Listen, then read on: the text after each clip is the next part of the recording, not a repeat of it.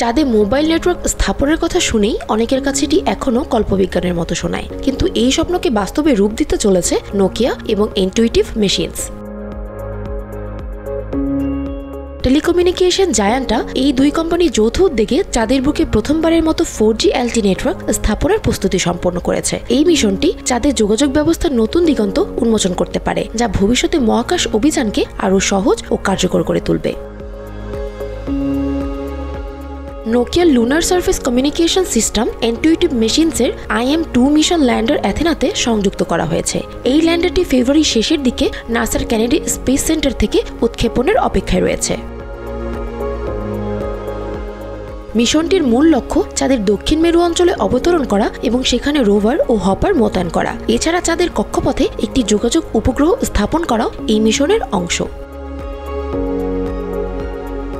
নোকিয়ার এই প্রযুক্তি চাঁদের পৃষ্ঠে 4G LTE নেটওয়ার্ক স্থাপন করবে, যা মহাকাশ যানগুলোর মধ্যে উচ্চগতির যোগাযোগ সম্ভব করবে। এতদিন মহাকাশে যোগাযোগের জন্য রেডিও ফ্রিকোয়েন্সি ব্যবহার করা হতো, কিন্তু নাসার আর্টেমিস কর্মসূচির জন্য আরও উন্নত ও নির্ভরযোগ্য নেটওয়ার্ক প্রয়োজন। নোকিয়া বেল ল্যাবস সলিউশন রিসার্চের প্রেসিডেন্ট থিয়েরি ক্লেন বলেন, আমরা দেখাতে চাই যে সেলুলার প্রযুক্তি চাঁদ ও মঙ্গলের মতো অভিযানের জন্য নির্ভরযোগ্য ও কার্যকর যোগাযোগ ব্যবস্থা দিতে পারে। লুনার সার্ফেস কমিউনিকেশন সিস্টেমটি অ্যাথেনার কার্বন কম্পোজিট প্যানেলে সংযুক্ত করা হয়েছে। মহাকাশের কঠোর পরিবেশ সহ্য করতে এটি থার্মাল প্রোটেকশন সিস্টেমের মাধ্যমে সুরক্ষিত। ল্যান্ডারের সৌর প্যানেল থেকে এটি বিদ্যুৎ পাবে এবং অ্যাথেনার অ্যান্টেনার মাধ্যমে ল্যান্ডার ও চন্দ্রযানের মধ্যে সংকেত আদান প্রদান করবে।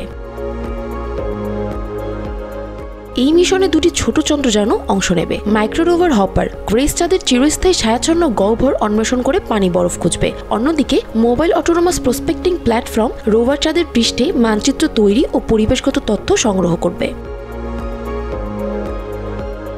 অবতরণের পরপরই এই দুটি যান নোকিয়া 4G নেটওয়ার্কে যুক্ত হয়ে ভিডিও স্ট্রিমিং, টেলিমেট্রি পাঠানো এবং পৃথিবীতে তথ্য প্রেরণ করতে পারবে। সংশ্লিষ্টরা বলছেন, এই মিশনের কার্যক্ষমতা বেশ স্বল্পস্থায়ী হবে। চন্দ্ররাত্রির তীব্র ঠান্ডার কারণে রোভার ও হপার মাত্র কয়েকদিন কাজ করার পর বিকল হয়ে পড়তে পারে। তবে নোকিয়া ও ইনটুইটিভ মেশিনস একে ভবিষ্যৎ অভিযানের পরীক্ষামূলক ধাপ হিসেবে দেখছে।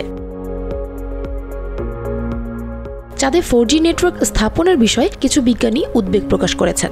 LTE প্রযুক্তির ফ্রিকোয়েন্সি ভিডিও জ্যোতির্বিজ্ঞানের জন্য সংরক্ষিত ব্যান্ডের সঙ্গে মিলে যায়, যা মহাজাগতিক পর্যবেক্ষণের বিঘ্ন ঘটাতে পারে। এছাড়া আন্তর্জাতিক টেলিযোগাযোগ ইউনিয়নের নিয়ম অনুসারে চাঁদে 4G নেটওয়ার্ক পরিচালনার জন্য নতুন ফ্রিকোয়েন্সি ব্যান্ড নির্ধারণের প্রয়োজন হবে।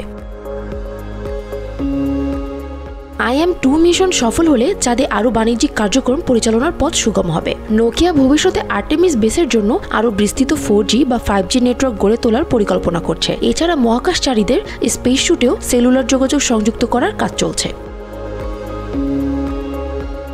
চাঁদে 4G নেটওয়ার্ক স্থাপন শুধু যোগাযোগ ব্যবস্থায় উন্নত করবে না, এটি চাঁদে স্থায়ী মানব উপস্থিতি নিশ্চিত করার পাশাপাশি একটি চন্দ্র অর্থনীতি ভিত্তি স্থাপনের ভূমিকা রাখবে। নোকিয়ার মতে, যদি কোনো সাধারণ স্মার্টফোন মহাকাশ ভ্রমণ ও চাঁদের প্রতিকূল পরিবেশ সহ্য করতে পারে, তবে সেটি এই নেটওয়ার্কে সংযুক্ত হয়ে ব্যবহার করা সম্ভব। তবে এর জন্য বিশেষ লুনার সিম কার্ড প্রয়োজন হবে। Bangla affairs news desk.